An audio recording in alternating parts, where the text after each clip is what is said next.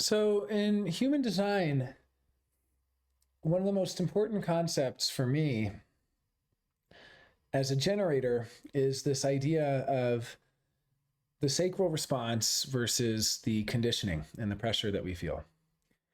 And I think it's going to be a little different for the projectors and the manifestors and the reflectors out there. They'll have slightly different mechanisms around this. And I'm not saying this is not important for them. It's important for everyone. But I guess what I'm going to say is with generators, consent goes so deep, and it's getting consent from the authority of the generator. And it's basically something like what I would even call micro consent, like consent at every level of, is this okay? Is that okay? And so on. And it can even be, I'm not talking about sexual consent here, although that's obviously included. I'm talking about consent for like what you want to have for breakfast, consent for if it's okay to even talk. Like the first thing to ask a generator on the phone is this a good time to talk? Like that level of consent. And of course, this is also important. I mean, it's important for everyone. I mean, like if there's one thing I learned from human design more than anything else, it's that nobody is good enough at consent. Like virtually nobody. To actually be really, really good at checking for consent, you have to not only gain consent continuously, right? Continually, every little step of the way.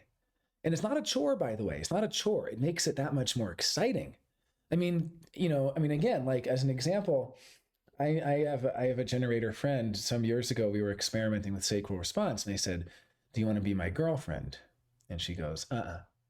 And I said, "Can I ask you again in a couple of weeks?" And she said, "Uh-uh."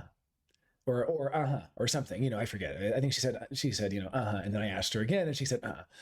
And like that is like the clear, and even just how you phrase things, every last little bit of it. I mean, and the thing is, nobody gets offended from an uh-huh or an uh-uh. Like people get so worried. I mean, what human design shows us, if you have undefined solar plexus, it's going to be very, very hard to be honest about what you consent to or not. There's going to be such an internal pressure, what might be called internalized oppression through various critical studies.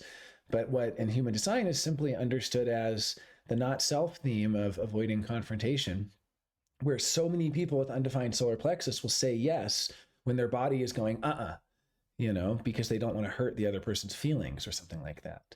But it goes even farther because somebody who has a defined solar plexus, you also cannot trust. Like if you say they're a defined solar plexus generator and you say, "Can I kiss you?" And they go, "Uh-huh."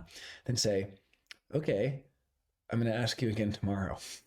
And don't do it, because even if they say, "Uh-huh," unless you've already been through that wave, that's not real consent. The consent is actually from, I would almost say like, and I'm going to leave aside projectors, manifestors, and reflectors. If you are a projector, a manifestor, or a reflector, you like to put your experiences around consent in the comments, then feel free. But I guess what I'm trying to say is there's like different levels of difficulty. I'm almost reminded of the great Wittgenstein quote, which I'll probably butcher, but to paraphrase, he said, "Language is so complex, you can spend your entire life studying one aspect of language and learn all of the rules of that aspect of language. And then you can switch to another aspect of language, for instance, from its semiotic to its signifying aspect. And you have to throw away all the rules and you have to learn all the rules over again. That each aspect of language is a world unto itself that you could spend a lifetime simply learning its inner logic. And you would still not exhaust the logic of that."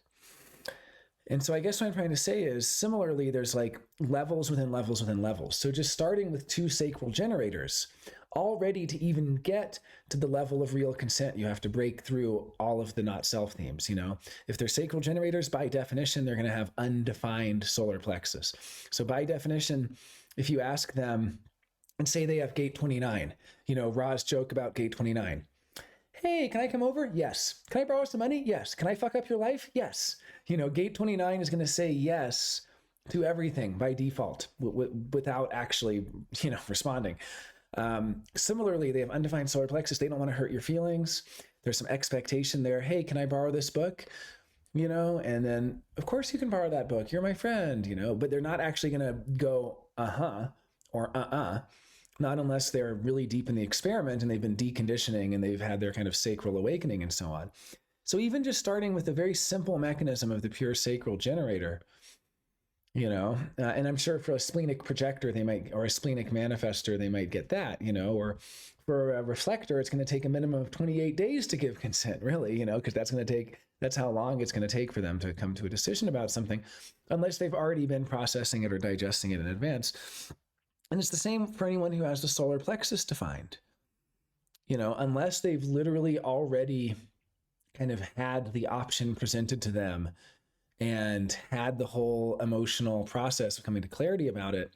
Sorry, but you're not, if you have defined solar plexus, or if you're with someone who has defined solar plexus, like, you're not going to be able to get a real permission from them until they've been through that wave.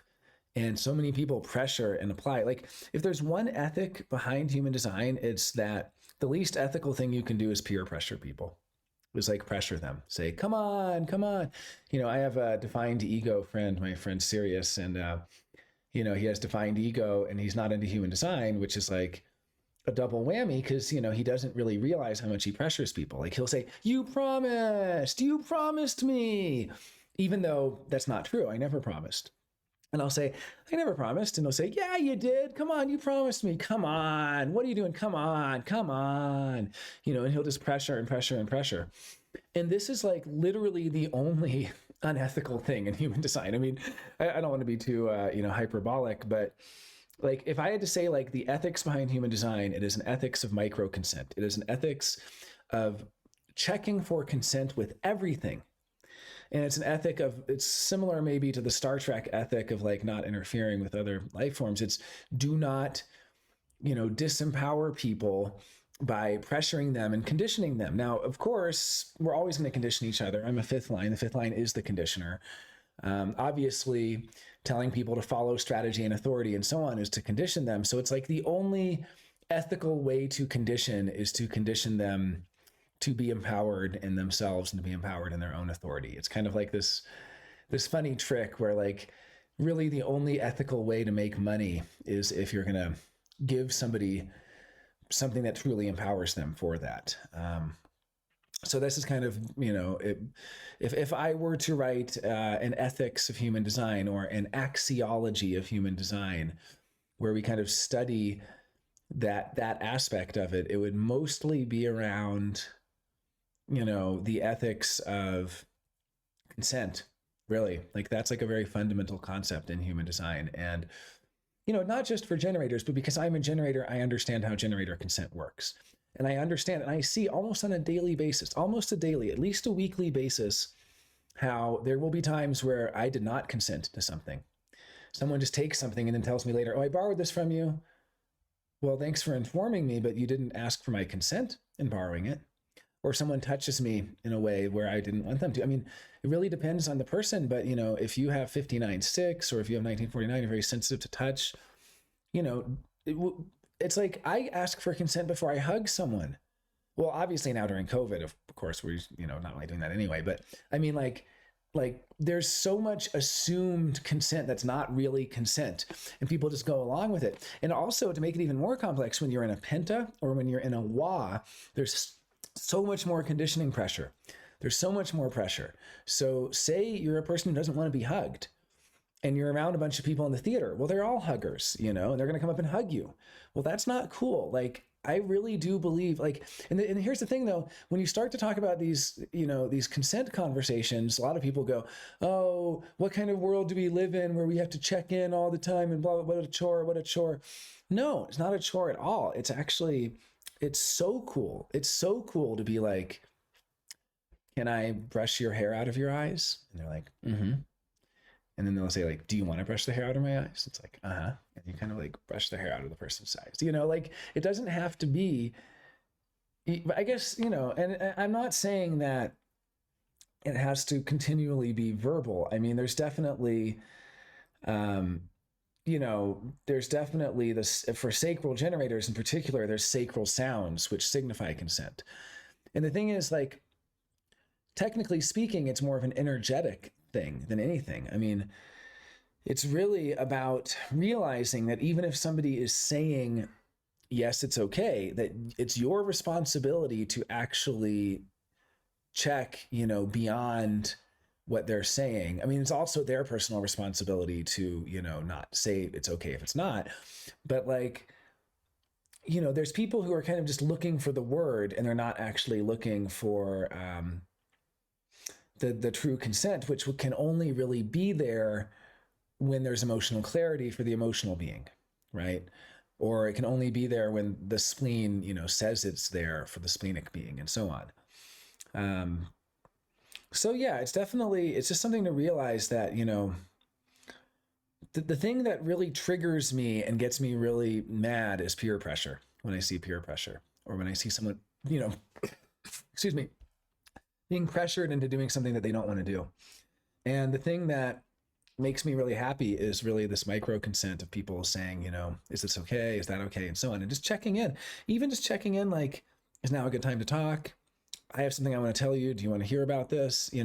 Kind of like just checking in with the, how often the sacral generator's sacral system is checked in on is really the sign of respect for the sacral generator. And how often the, emotional state of the emotional being is checked in on is kind of the respect for the emotional being, and so on.